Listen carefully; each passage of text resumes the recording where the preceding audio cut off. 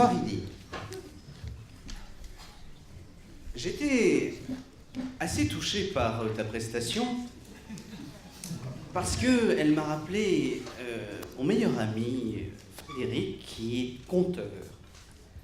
Comme toi, son art, c'est la littérature orale, et il essaie de créer comme ça des univers, des ambiances, de reprendre un peu la tradition orale des conteurs, et d'animer les billets.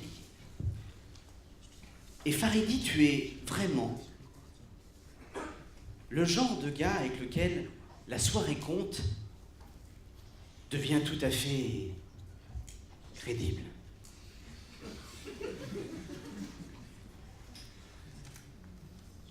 Là-bas, au loin dans la savane,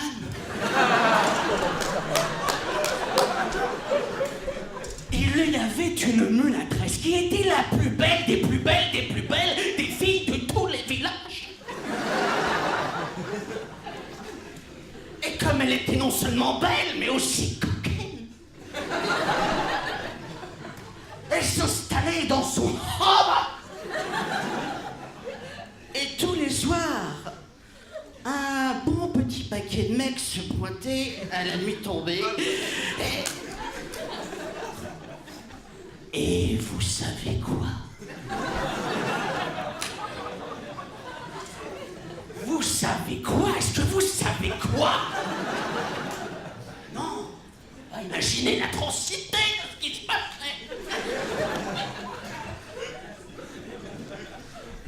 Tous ces garçons pubères profitaient d'elle. Et que j'y vais, que j'y vais, que j'y vais.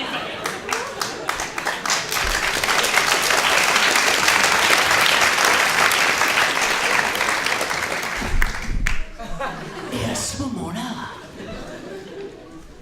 sa mère, qui est une femme prude et qui s'intéressait enfin à l'éducation de sa fille, s'est dit « Mais que faire pour éviter la visite du hamac ?»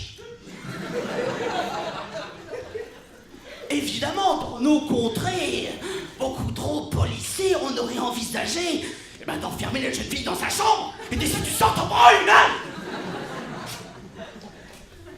Pas dans la savane. Dans la savane, la maman est allée voir le sorcier, qui s'appelait Jean-Michel. Non, enfin le sorcier.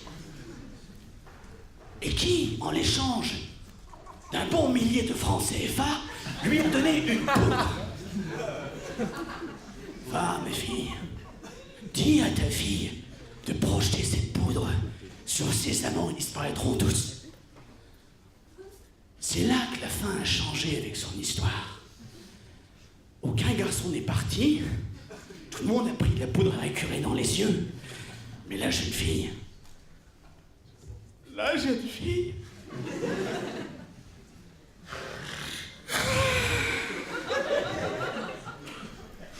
J'aurais bien terminé, mais c'est quand même...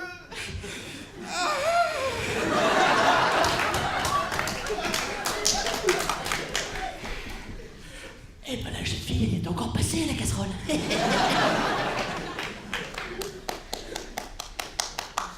Merci, merci. Faridi, je te charrie un peu comme tous mes camarades. C'est un peu la règle de l'exercice.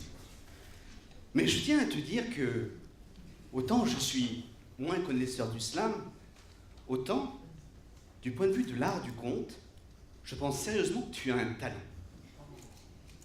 Et qu'il serait bon que tu l'exploites encore et davantage. Et pas seulement en te limitant à une expérience professionnelle que j'ai trouvée personnellement assez humiliante, qui est celle-ci.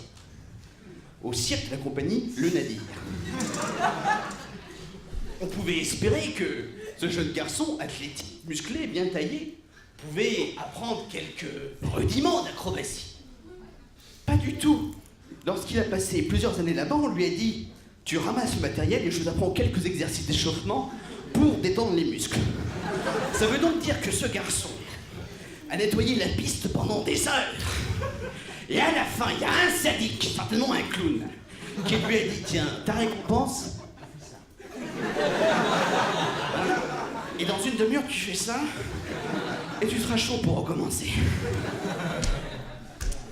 Sincèrement, quand je vois ta photo là, et l'air légèrement séducteur que tu as, un peu rêveur, et le regard noir que tu nous as tous lancé contre nos critiques, je me dis qu'au fond de toi, tu n'es pas du tout le méchant que tu voulais nous faire croire que tu es.